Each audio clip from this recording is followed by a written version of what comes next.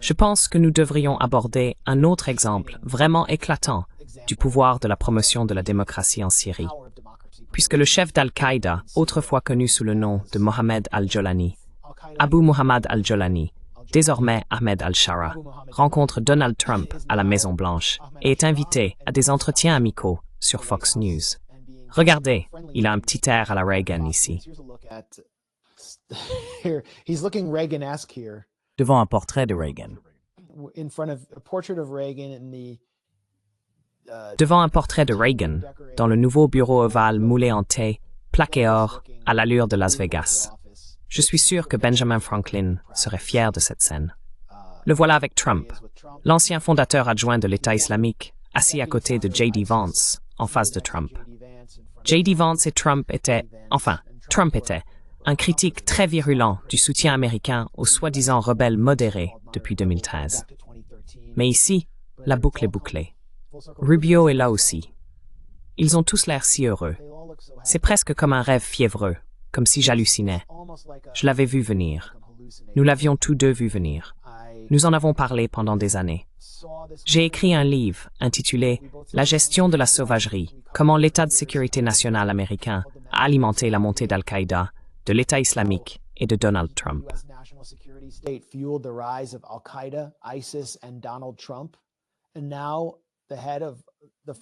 Et maintenant, le chef, le fondateur d'Al-Qaïda en Syrie et ancien cofondateur de l'État islamique, a une réunion dans le bureau ovale avec Donald Trump.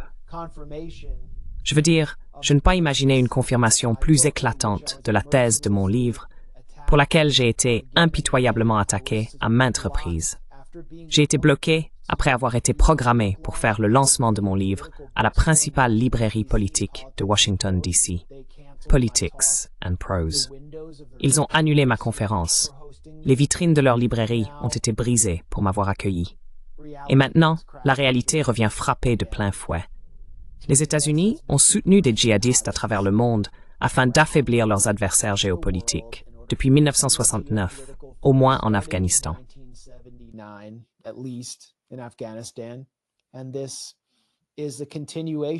Et c'est la continuation ou l'aboutissement de ce programme. Ils ont renversé un gouvernement indépendant, le dernier gouvernement arabe fort, ou relativement fort, qui n'était pas soumis au FMI et entretenait des alliances avec la Russie, l'Iran et d'autres pays du monde qui n'étaient pas alignés sur le régime américain, mais qui avaient également cherché à établir des relations avec les États-Unis. Relations que les États-Unis ont rejetées. Et ils ont renversé ce gouvernement pour en installer un autre, amical, dirigé par l'ancien chef d'Al-Qaïda. Et Trump vaporise du parfum partout. Sur cette figure à la Maison-Blanche, il lui vaporise littéralement du parfum dessus. C'est emblématique. Désolé, je ne peux rien afficher à l'écran à cause de StreamYard aujourd'hui.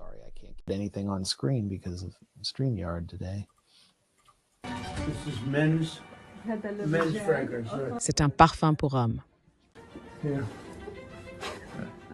Ouais. Dis-moi, c'est le meilleur parfum. Viens ici, Ling. J'en ai un ici, monsieur. D'accord.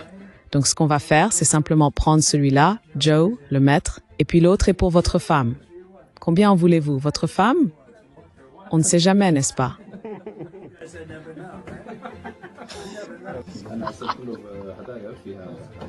انتوا الدقاتين ناريال.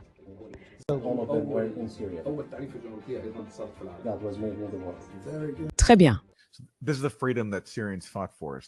C'est pour cette liberté que les Syriens se sont battus, pour que le président leur vaporise du parfum Trump dessus.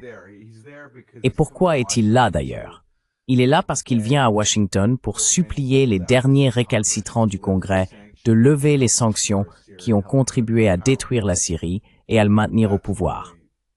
C'était vraiment le principal objectif de sa visite, en plus bien sûr, de contribuer à son image auprès du public américain. Mais tu sais, l'une des choses que je retiens de ton livre, Management of Savagery, c'est que Trump tire en réalité un avantage politique du fait de diaboliser les migrants déplacés par nos guerres de changement de régime, y compris en Syrie.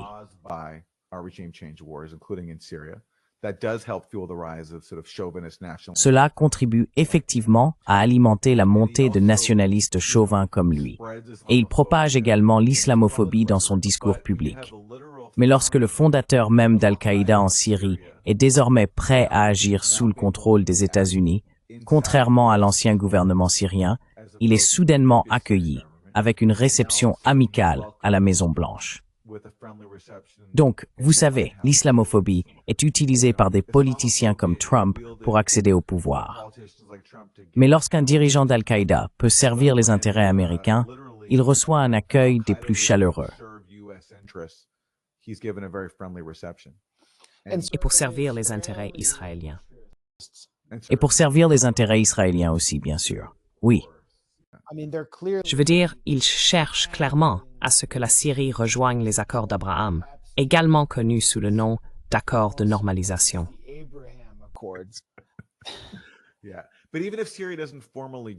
Mais même si la Syrie ne rejoint pas officiellement, parce que ça pourrait paraître trop manifestement une trahison, elle a déjà de facto rejoint, dans la mesure où elle a affaibli l'axe qui résiste à Israël. La Syrie constituait un pont terrestre essentiel, permettant au Hezbollah de recevoir des armes de l'Iran pour riposter contre Israël. Et cela n'arrive plus, évidemment.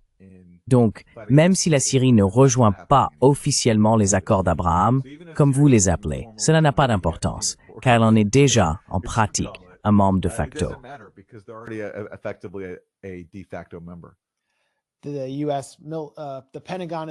Le Pentagone a annoncé l'établissement de facto d'une base militaire à Damas, qui sera clairement utilisée contre l'Iran et contre les unités de mobilisation populaire en Irak. Et comme déclencheur potentiel de guerre, l'armée israélienne a avancé jusqu'au faubourg de Damas sans rencontrer de résistance. Il semble que le Syrien Al-Shara soit en train de céder le mont Hermon, le point culminant de la Syrie, qui faisait partie de la dissuasion stratégique du pays face à Israël, de sa profondeur stratégique. De facto, il le leur cède. C'est donc pour cela qu'il est accueilli à la Maison-Blanche et salué comme un grand dirigeant. Et maintenant, ils mettent enfin fin aux sanctions César, qui ont détruit l'économie syrienne et contribué à provoquer l'une des plus grandes vagues migratoires en Europe depuis la Seconde Guerre mondiale. Les États-Unis n'en ont pas vraiment supporté le fardeau, alors pourquoi s'en soucieraient-ils? Mais cela a contribué à faire basculer l'Europe vers la droite, et toutes les forces libérales européennes ont soutenu ce processus. C'était un autre des points que j'ai soulevés dans la gestion de la sauvagerie. La classe d'affaires syrienne avait tenu une grande réunion à Washington, un événement vraiment étrange.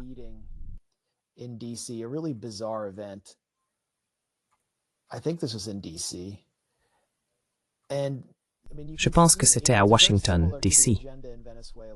Et je veux dire, on peut voir que c'est très similaire à l'agenda du Venezuela, où il existe une classe, on pourrait les appeler la bourgeoisie, qui cherche à tirer profit d'un changement de régime et à obtenir des contrats maintenant que les sanctions César ont été levées. C'est une classe de personnes, un élément social qui a été expulsé de Syrie, ou est parti lorsque leurs terres ont été expropriées, afin de redistribuer la terre et de réduire la pauvreté parmi les agriculteurs ruraux sous Hafez al-Assad.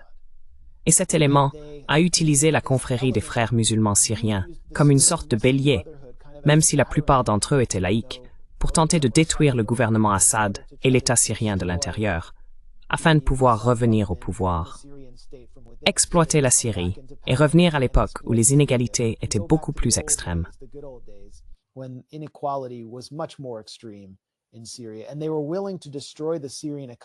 Ils étaient prêts à détruire l'économie syrienne par le biais des sanctions César.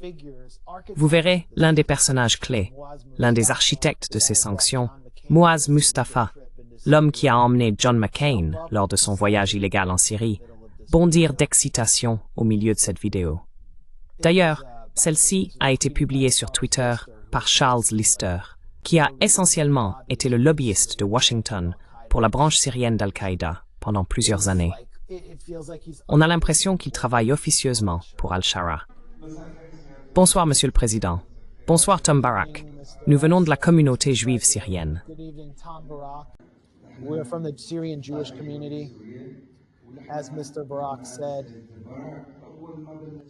Comme l'a dit M. Barak, dès le tout début de la campagne de libération, nous sommes allés à la Maison-Blanche, au département d'État et au Congrès. Nous avons plaidé et leur avons dit que les sanctions devaient être levées. Et voilà Moaz Mustafa, juste là, en train d'applaudir. Il a recruté quelques figures juives syriennes pour poser sur des photos avec Al-Shahra afin de le cacher aux yeux du lobby israélien et de nombreuses puissantes forces sionistes qui entourent Donald Trump. Le département d'État a dit « Qui êtes-vous pour demander la levée des sanctions ?» Je leur ai répondu que c'était pour le peuple syrien. Voilà. Et cela continue encore et encore. okay, so it goes on and on, but Just like the cynicism of Moaz Mustafa. Tout comme le cynisme de Moaz Mustafa, applaudissant un appel à la levée des sanctions, alors qu'il était le principal lobbyiste à Washington pour ces mêmes sanctions, et qu'il niait à plusieurs reprises qu'elles nuisaient au peuple syrien. Je veux dire, nous avons dû faire face à cela pendant des années. Par exemple, lorsque nous nous contentions de signaler les rapports provenant de l'ONU, il y avait une rapporteuse spéciale de l'ONU sur les sanctions, Alena Douhan, que j'ai interviewée plusieurs fois, simplement pour souligner que ces sanctions étaient sadiques. Des gens comme Moaz Mustafa disaient « Oh, elles ne visent que le gouvernement Assad, bla bla bla ». Non, elles dévastaient les gens ordinaires. Des responsables de l'administration Trump se vantaient d'avoir aggravé les pénuries de nourriture et de carburant pour les Syriens ordinaires. C'est une citation directe de certains responsables de Trump dans Foreign Affairs il y a quelques années. Some Trump officials in foreign affairs from a few years ago. So people like Moaz Mustafa would deny that, claim that Ainsi, des gens comme Mustafa le nieraient, affirmant que tout cela était dirigé contre le gouvernement. Dès que le travail est accompli, que la sale guerre réussit, que le régime est renversé, soudainement, les sanctions deviennent horribles, il faut les lever. Cela illustre simplement le cynisme de toute cette entreprise. Et c'est pourquoi, peu importe ce que l'on pensait du gouvernement Assad, j'ai rencontré tant de Syriens qui avaient tant de griefs. Et vous savez, pour moi, ce n'était pas mon affaire. C'est aux Syriens d'en décider. Ce n'était pas à nous d'imposer quoi que ce soit. Personne en Syrie n'a voté pour le gouvernement américain, pour Joe Biden ou Donald Trump, afin qu'ils décident s'ils peuvent ou non avoir une économie, s'ils peuvent ou non se permettre d'acheter du pain, s'ils peuvent ou non se permettre ou même avoir accès au carburant.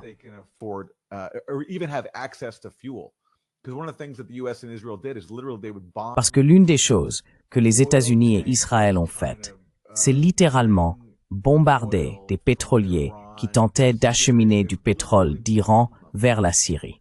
Ils les bombardaient littéralement. Israël l'a fait des centaines de fois.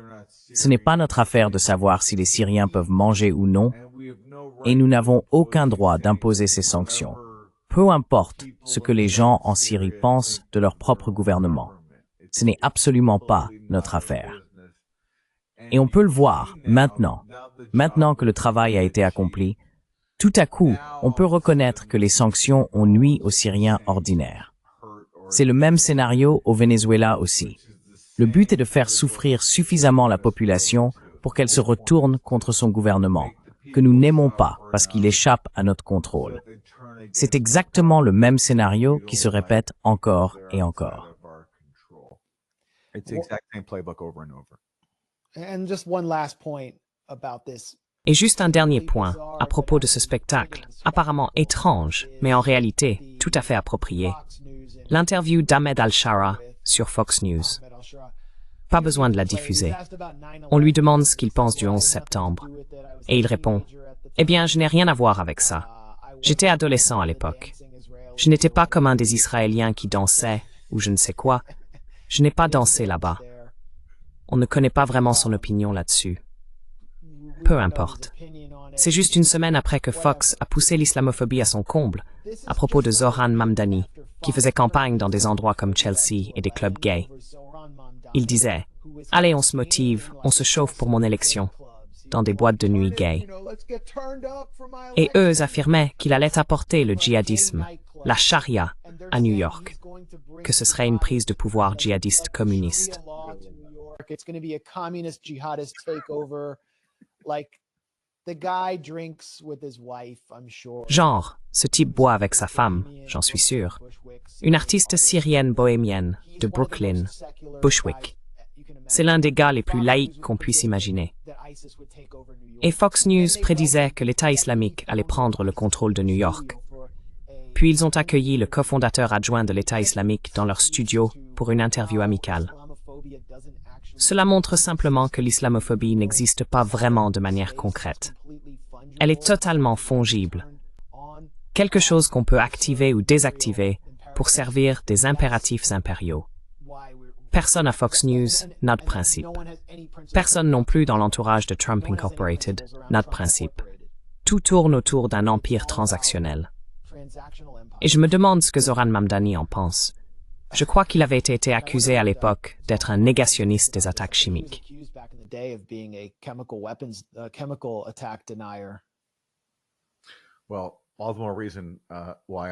Eh bien, c'est d'autant plus la raison pour laquelle je suis ravi que ce soit une victoire, si c'est le cas, parce qu'encore une fois, si l'on regarde l'une des grandes tromperies de la sale guerre en Syrie, c'était d'accuser Assad d'avoir gazé son propre peuple. Réfléchissez simplement à la logique qu'il y aurait pour Assad à faire la seule chose dont il sait qu'elle inviterait une intervention militaire américaine. Même à première vue, c'était un mensonge d'un niveau de transparence comparable à celui des armes de destruction massive en Irak. Mais contrairement aux ADM irakiennes, qui ont été complètement discréditées, beaucoup de gens croient encore aux accusations d'armes chimiques contre Assad. C'est l'une des raisons pour lesquelles j'ai passé beaucoup de temps sur cette affaire. Pourtant, nous n'avons pas réussi à amener les gens à examiner les fuites de l'OIAS, qui ont documenté une dissimulation réfutant l'une de ces allégations. C'est un mensonge du niveau des ADM irakiennes, encore très très répandu.